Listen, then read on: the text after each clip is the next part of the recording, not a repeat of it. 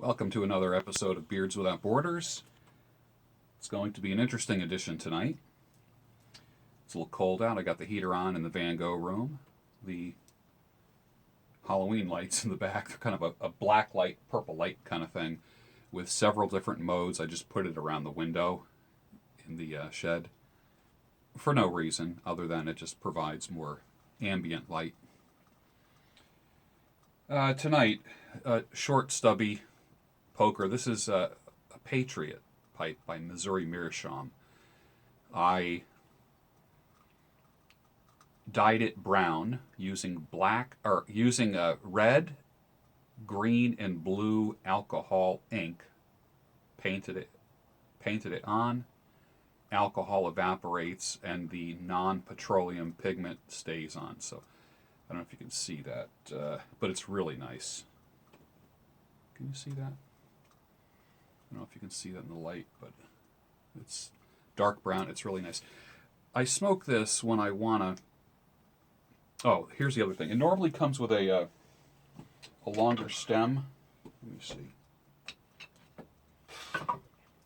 It normally comes with a longer stem. Like this is the pipe. But I buy a ton of extra stems from Missouri Meerschaum. And I get this little stubby thing. It's like one, look at my finger. I mean, it's like really small. Can you see that? It's very small. And that fits in this. So I kind of like make a kind of a stubby Patriot poker. And I put this together when I'm going to be smoking Bill Bailey's Balkan Blend. Let me smell this now. It's been in here for a year and a half.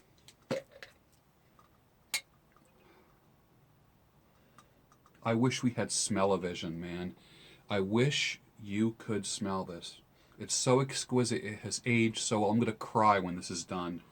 And then I'm going to have to... I actually probably should buy some now and then start aging it. It's the most amazing blend. Hear me out. Bill Bailey's Balkan Blend is the most amazing blend when you have a beard. Because what it does, it imparts a beautiful, peppery, salty kind of aroma to your beard. Now, when I say smoky, I'm not talking about ashtray. Non-pipe smokers instantly think ashtray when they think smoky. I'm not talking about that nastiness. I'm talking about the most exquisite smell. I put everything out on the Cadillac cutting board first. Can you see that? It's actually hard to see that, isn't it? Let me see if I can find a method to illuminate that. I got the candles going tonight. I'm not crazy about the candle. If that tips over, it's just not safe. I kind of like my oil lantern here. And I have a candle lantern here as well, which I kind of like. You probably saw that in some of my photos. We're talking about pipes. There we go. I don't know. Can you see this? Let me illuminate that. Can you see that? Now, here I have St. Bruno Flake.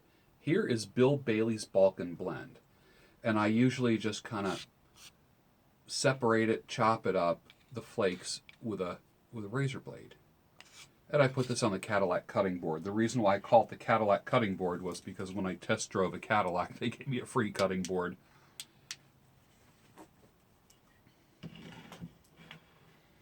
So I'm going to load the Patriot poker.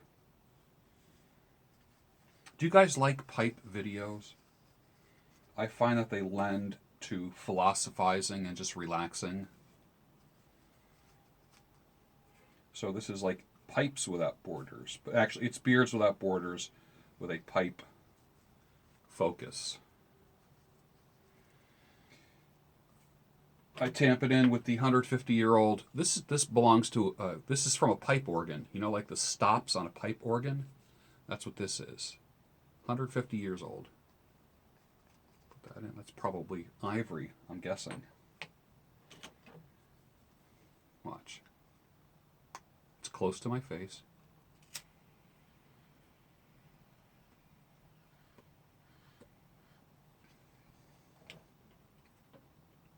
Wow.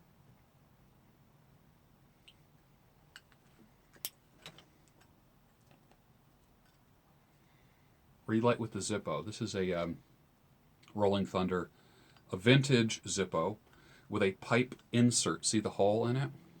Can you see that? There you go. Go like that. You can see the hole.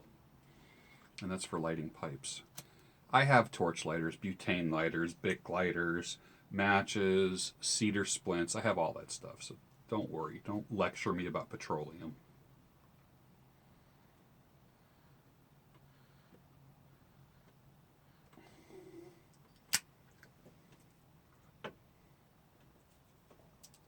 And I keep all the lighters nearby because I like them all.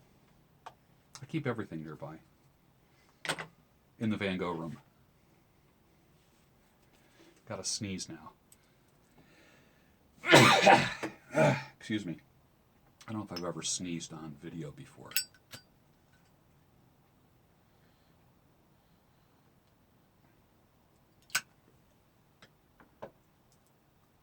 Did the charring light first, tamped it down, and then did the regular light. Sometimes you can smoke a pipe all the way through with just the charring light, but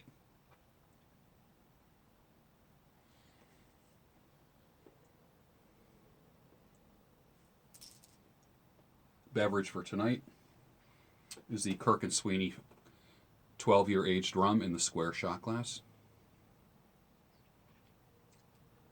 Just enough to taste.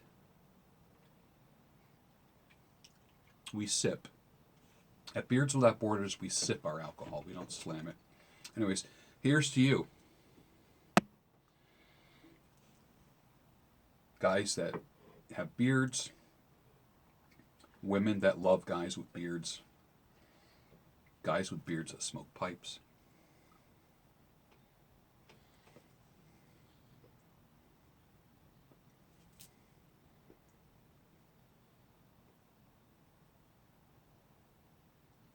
Now, this is what I like to do. Watch. Now, let me just show you how I puff. Watch.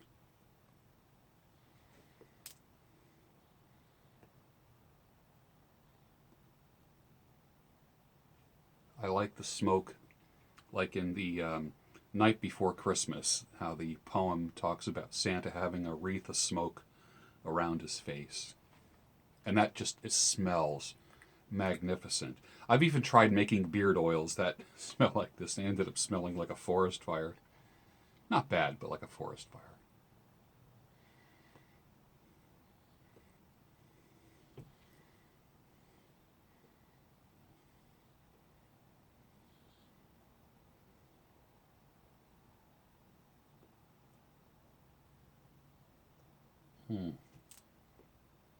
I don't, for those of you who aren't pipe smokers, I don't know if you know how relaxing this is. It's amazing. For women who don't do this, I know a lot of women who partake of the pipe. And I'm not talking about vaping or vaporizing or anything like that, but like a real good old-fashioned pipe.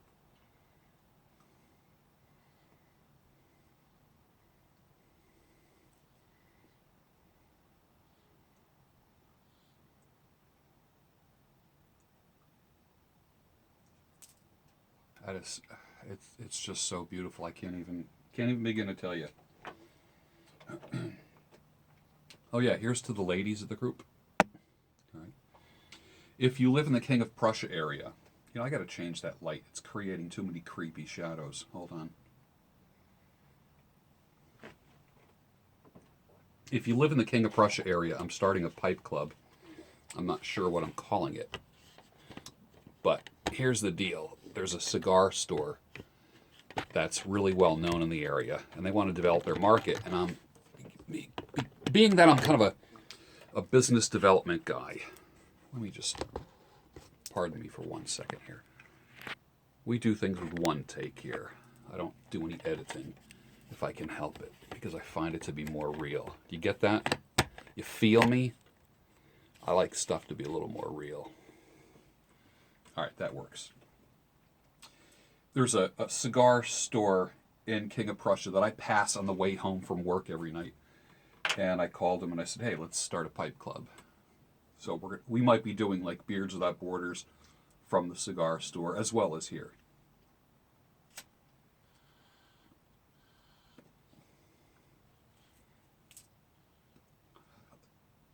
This is Weird Beard, I think. Yeah, Weird Beard. See that? Can you see that? Yeah. I'm not as crazy about this sound as I am about this sound. Something about this. You know what I'm saying? I don't know.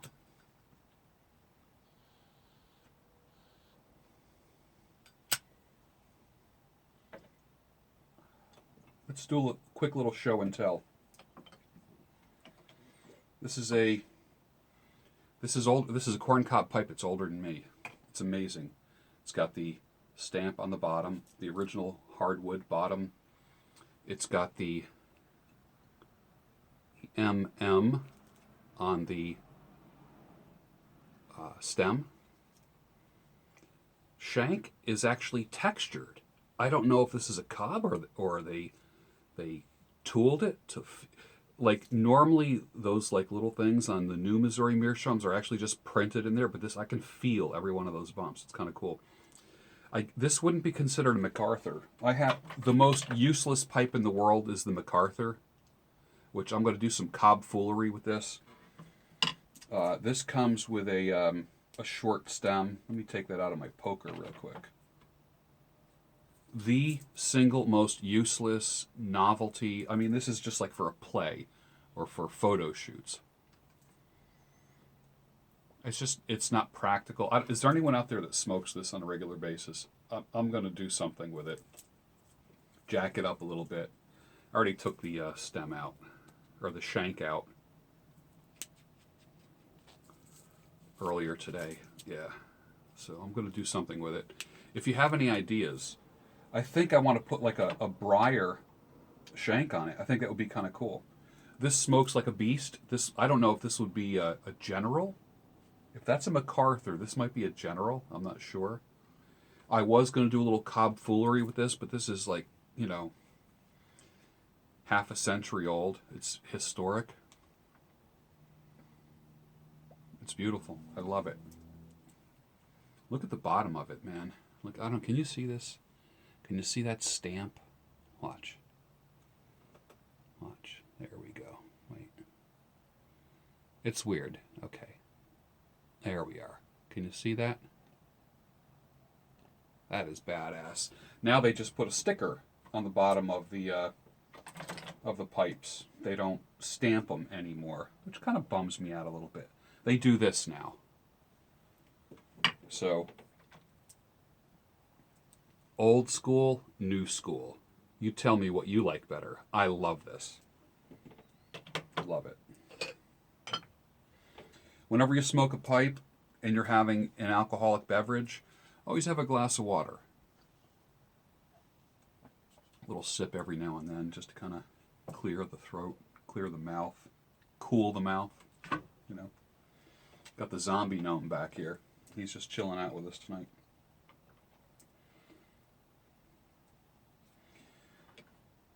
This right here,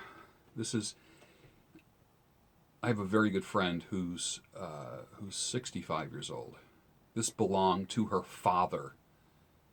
He smoked this when she was a little girl, okay?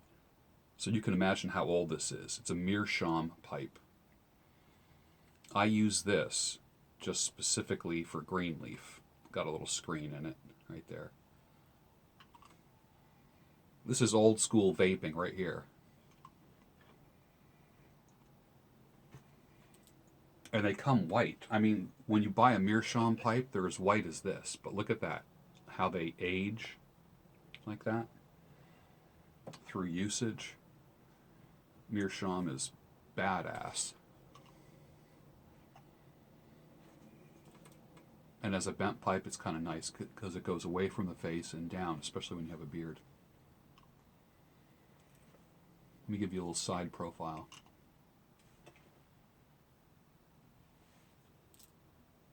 Very sea captain, but they're a lot of fun. And then, last but not least, I call this my white trash poker. I should do a video with all my pipes and all my tobaccos. I probably will. This is a Dr. Grabo pot pipe, not pot as in Mary Jane, but pot as in P-O-T, like a pot you would cook something in. And it had a stem on it, and it kind of gurgled a little bit, and just it was temperamental. So basically, I took the stem out, which was, if you know, as a Grabo, they screw in. I cut it off like a little hacksaw, rusticated, made it look more like a tree stump kind of thing.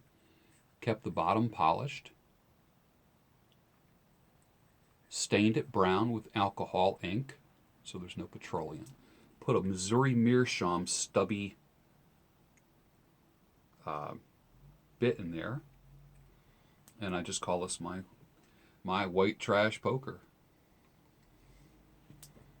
It's another one that keeps the smoke close to your face, although I was firing this up a lot when my beard was much shorter.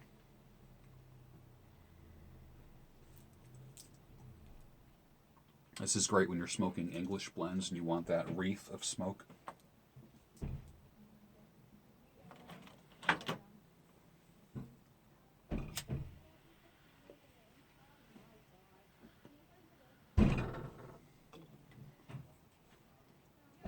Neighbors are home.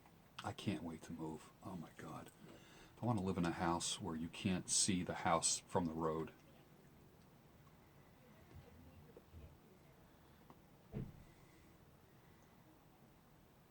If I want action, I go to where the action is. I just like peace and quiet. And I hope I meet a woman that likes peace and quiet too. I don't want a TV. I do want a TV on the wall. I want a 60-inch flat screen connected to my laptop to watch Netflix, Amazon, YouTube, things like that. I do not want cable. I'll take whatever the airwaves give me. I have a digital converter, but I'm so sick of cable. So sick of it. Just, I'm done.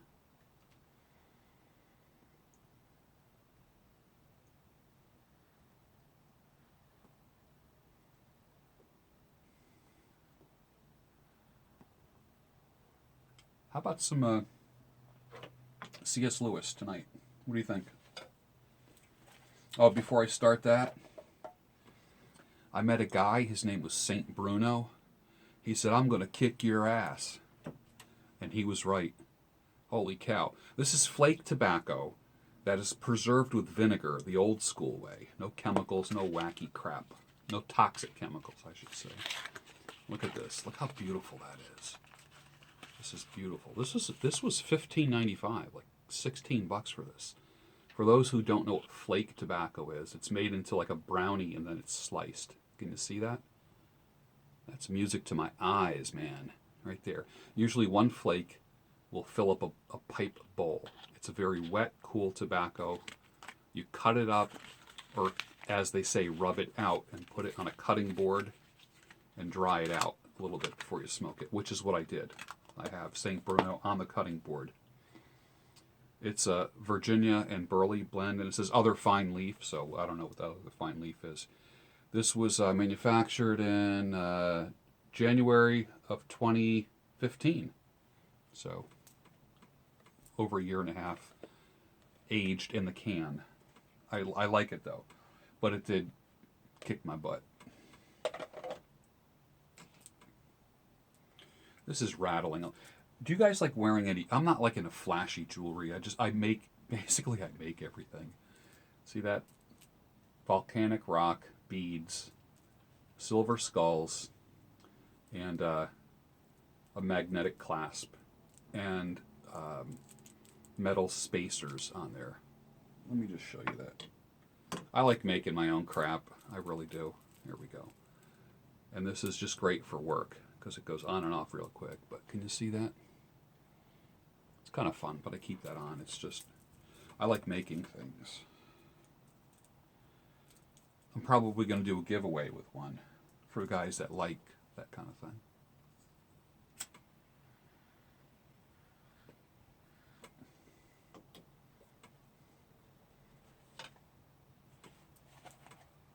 All right. The Sultan's favorite author is C.S. Lewis. And this is pretty interesting. He wrote Chronicles of Narnia, Lion, the Witch, and the Wardrobe. And there's a movie portraying his life, and where he's played by Anthony Hopkins. And it's called Shadowlands. If you get a chance to see Shadowlands, watch it, please. Have a box of tissues, because you will be crying. I don't care how tough you are, you will be crying.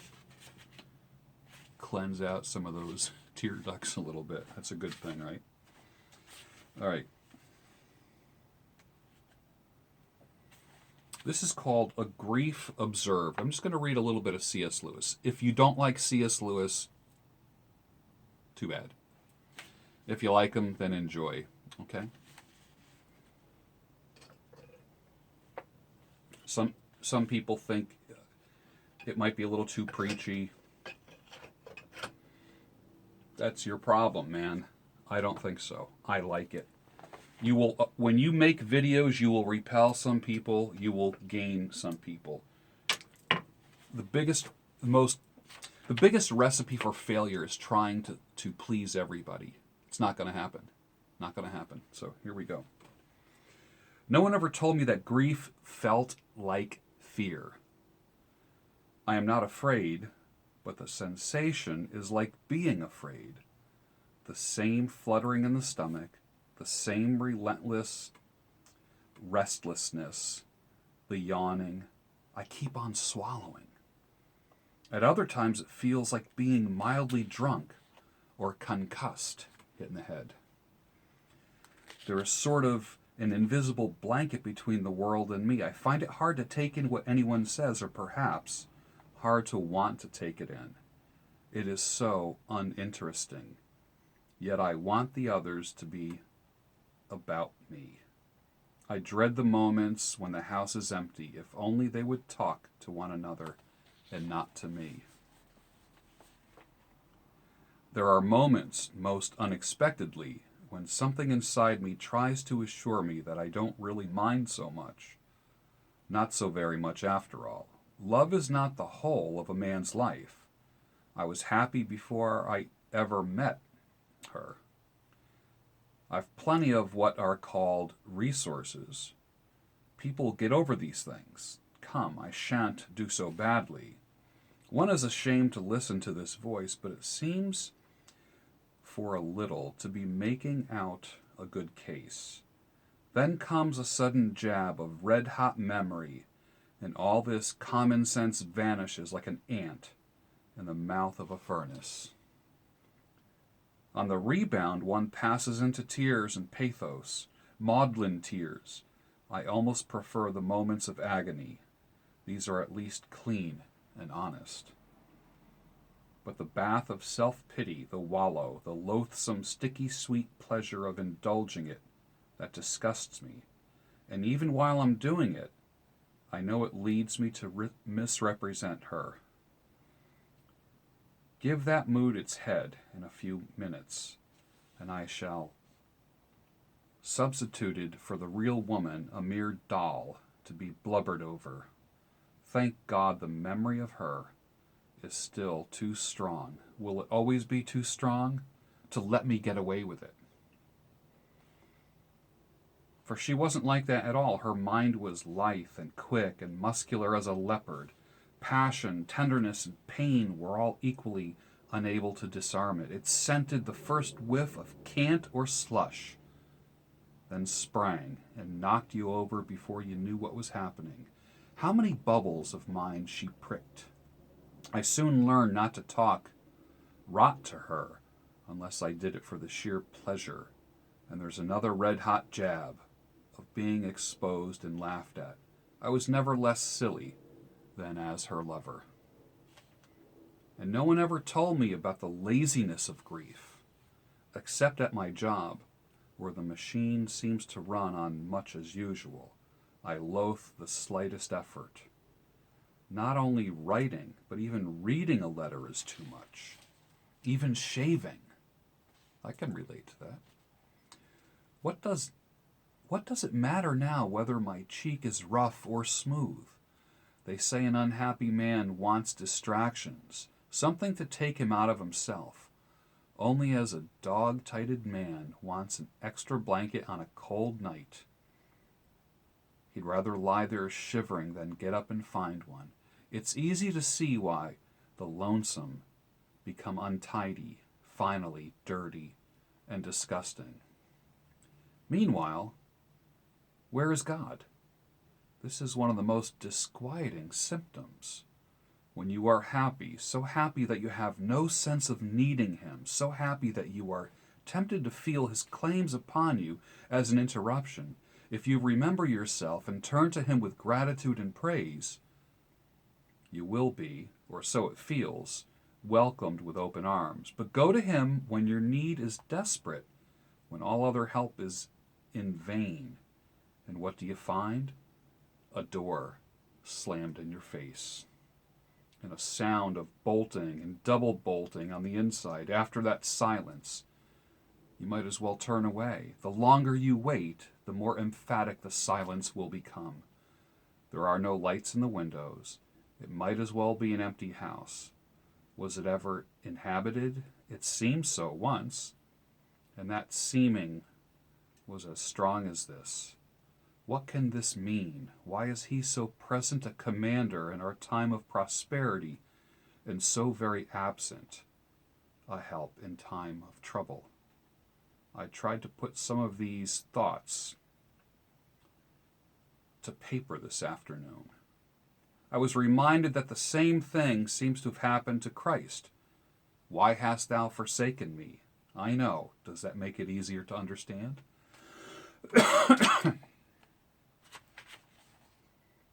Now that I am, I think, in much danger of ceasing to believe in God, the real danger of it coming to believe such things, dreadful things about him. The conclusion I dread is not, so there's no God after all, but, so this is what God is really like? Deceive yourself no longer. Our elders submitted and said, Thy will be done. How often had bitter resentment been stifled through these sheer terror and acts of love?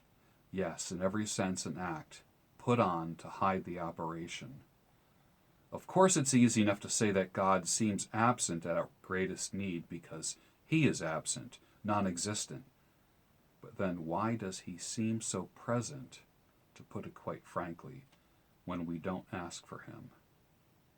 Wow, that's a deep question. Why does he seem so present when, to put it quite frankly, when we don't ask for him?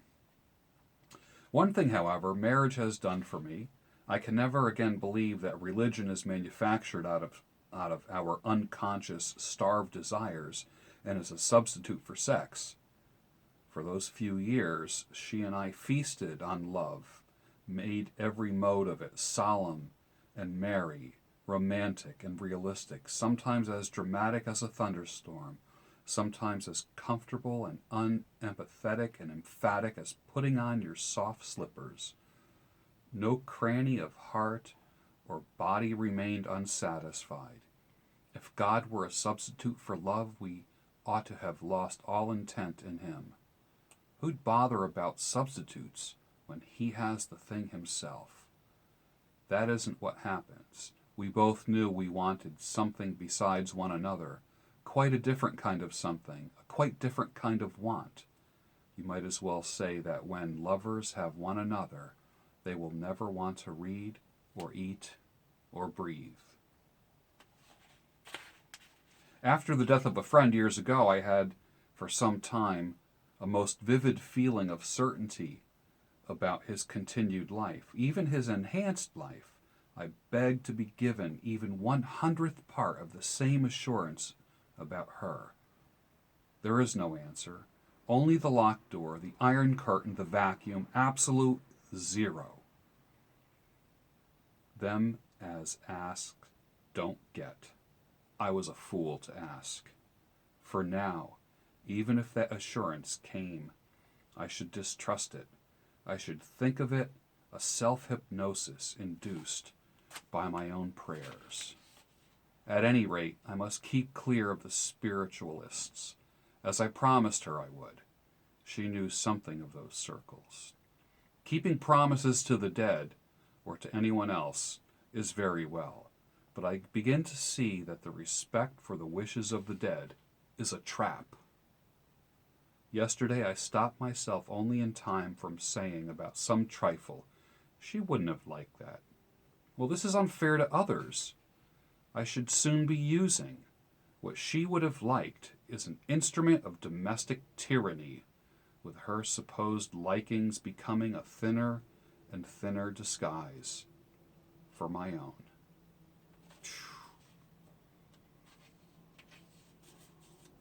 He lost the love of his life, and he's sharing his doubts and feelings. That's pretty deep, isn't it? Have you ever lost somebody? Do you ever talk to them? Do you ever look at pictures of someone who you lost and talk to that person? A parent, a brother, a wife, a husband?